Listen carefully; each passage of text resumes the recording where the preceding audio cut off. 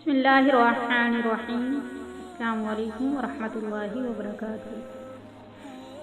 دینی باتیں چینل کی طرف سے آج میں آپ لوگوں کو ایک بہت ہی پیاری حدیث مبارکہ سناؤں گی۔ آپ سب سے میری گزارش ہے کہ اس پہ ضرور غور و فکر کیجیے گا۔ دو لوگوں کی نماز قبول نہیں ہوتی۔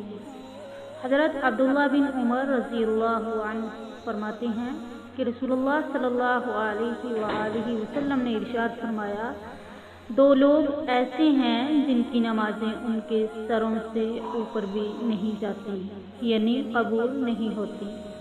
نمبر 1، وہ غلام جو اپنے آقا سے بھاگ گیا ہو یہاں تک کہ واپس آ جائے۔ نمبر 2، وہ عورت جو اپنے شوہر کی نافرمان ہو یہاں تک کہ وہ نافرمانی سے باز آ جائے۔